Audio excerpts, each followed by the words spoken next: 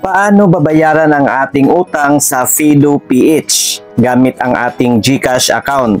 Ang una po natin gawin ay open po natin ang ating Fido account. At ito po ang due amount na babayaran ko ngayon guys, 3,915 pesos. I-click lang natin itong repay now. At dahil sa GCash account kukunin ang pambayad dito ngayon, i-click ko lang itong e-wallet. And then click GCash. And then kopyahin po natin itong contract number. I-click lang natin itong may copy button dito sa baba. At pag-click natin, mag-pop up ito, copied. And then i-exit muna natin itong ating Fido account. Bubuksan muna natin ang ating GCash account. At kailangang may sapat na laman ang ating GCash wallet. At sa ating GCash dashboard, i-click natin itong bills. And then click mo natin itong loans. And then i-search po natin sa search bar ang SkyPay. At lalabas po itong SkyPay loans. I-click po natin ito. Ilagay po natin dito yung due amount na babayaran natin. Itong sa akin ay 3,915 pesos. May service fee po yan na 10 pesos guys, sana idadagdag sa ating babayaran. Next po ay dito po natin i-paste yung kinopya nating contract number.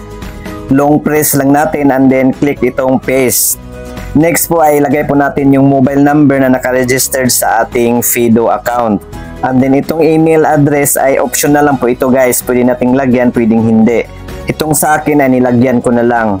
At kapag gusto nyo protektahan ng inyong bills, lagyan nyo po ng check itong may maliit na box. Pero kung hindi, skip nyo lang po. Hindi naman po yan magagamit eh. Madadagdag lang po yan sa ating babayaran. Next po ay click na natin itong next. Kumpirmahin yung mga detalye na ating nilagay. At kapag okay na po, i-click na natin itong confirm. At ayan po, payment successful na po. At huwag kalimutang i-save ang transaction receipt na ito. Para if in case magka-system error, may proof po tayo na bayad na po tayo. I-click lang natin itong may save button dito sa taas. At mag-pop up ito, receipt save. And then balikan po natin ang aking Fido account kung credited na po ba ang aking binayad. At ayan po guys, payment confirmation na po siya. So credited kaagad ang ating binayad. So ganun lang po guys, don't forget to like and share this video and subscribe my YouTube channel for more tutorial videos. Thank you for watching. Goodbye. God bless us all.